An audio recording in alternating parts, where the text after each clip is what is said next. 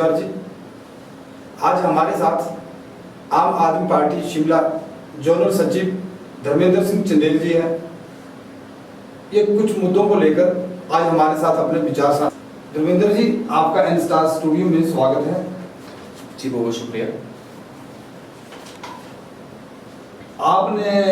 आप आम आदमी पार्टी की तरफ से किन किन मुद्दों को लेकर हिमाचल में लड़ाई लड़ने जा रहे हैं? जी, जैसे कि आपको याद है कि अभी हाल ही में हिमाचल प्रदेश सरकार द्वारा बीबीएन को नगर निगम के अंतर्गत लाने का फैसला किया गया है। तो इसमें ये फैसला अपने आप में एक निराधार फैसला है, क्योंकि इसका कोई बेस नहीं है और सरकार बीबीएन में अपने विकास कार्यों की नाकामी को छुपाना चाहती है और नगर निगम के नाम पर यहाँ के लोगों को लॉलीपॉप देकर खुश करना चाहती है, क्योंकि नगर निगम एक शहरी व्यवस्था है और इसकी अगर आप देखें बीबीएन का लगभग 90% आबादी जो है वो गांव के अंतर्गत आती है।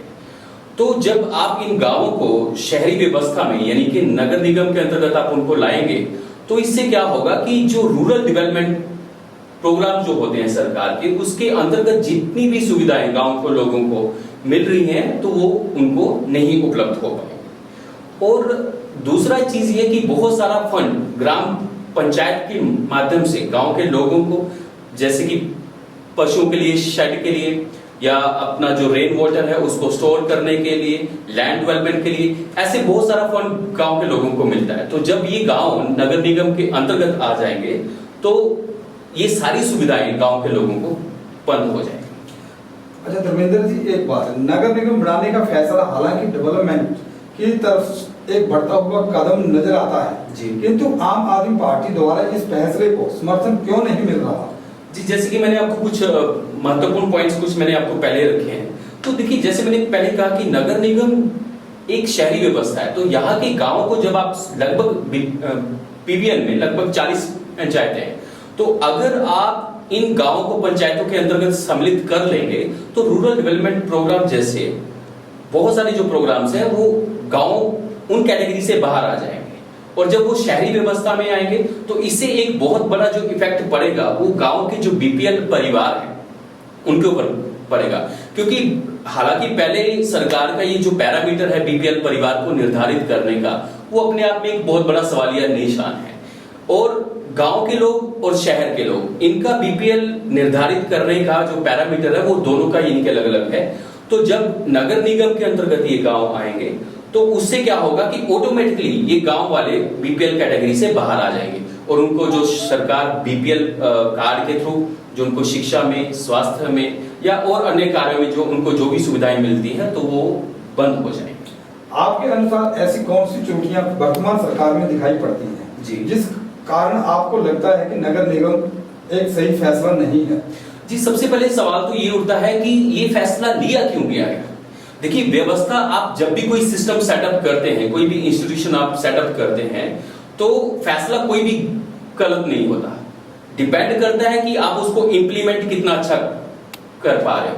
तो इसका मतलब है, क्योंकि जैसे कि बीबीएनडीए जब स्थापित किया गया था तो उसके जो कुछ उद्देश्य थे उनमें से मैं कुछ महत्वपूर्ण उद्देश्य आपको ये बता देता हूं। जब यहाँ पे बीबीएनडीए स्थापित किया गया था उसका पहला जो मुख्य उद्देश्य ये था कि इनके एसेंशियल शहरी इंफ्रास्ट्रक्चर का निर्माण करना, दूसरा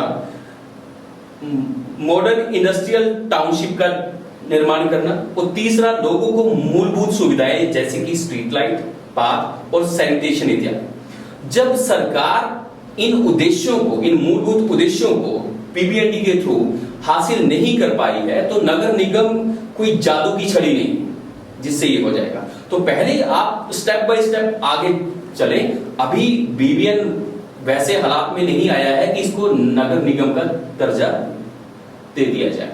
क्या आम आदमी पार्टी आगामी जो पंचायती राज चुनाव आने वाले हैं क्या इनमें हिस्सा लेगी या नहीं? जी बिल्कुल, हम आम आदमी लोगों के बीच जा रहे हैं, उनकी समस्याओं को सुन रहे हैं और यहाँ पे नालागढ़ को देखते हुए, क्योंकि नालागढ़ जो है हिमाचल में, मैं मानता हूँ कि नालागढ़ जो है डेवलपमेंट, अगर चाहे हम इंफ्रास्ट्रक्चर की बात ले लें, एजुकेशन की बात ले लें, हेल्थ की बात ले लें, हिमाचल के अपर एरियाज के कंपैरिजन में काफी पीछे हैं। तो इनमें यहाँ पे बहुत सारी ऐसी प्रॉब्लम्स हैं जिनको नजरअंदाज किया जा रहा है, जैसे पॉल्यूशन का हो गया, एजुकेशन का, जैसे मैंने आपको बताया, हेल्थ का बहुत बड़ा इशू है, क्योंकि यहाँ पे नालागढ़ हॉस्पिटल, मैं पर्सनली पिछले 3 साल से लगभग नालागढ़ हॉस्पिटल के लिए उसको काम कर रहा हूँ। तो यहाँ के हालात देखकर मुझे बहुत दुख भी होता है, क्योंकि हमारे यहाँ के जो स्थानीय नेता है, चाहे वो पूर्व विधायक जी है या वर्तमान विधायक जी है, अभी तक वो इन मुद्दों को अच्छे तरीके से उठा नहीं पाए, सरकार के सामने नहीं ला पाए हैं, और इतना बड़ी इंडस्ट्री होने के बावजूद भी आज नालागढ़ इतना पीछे क्यों है।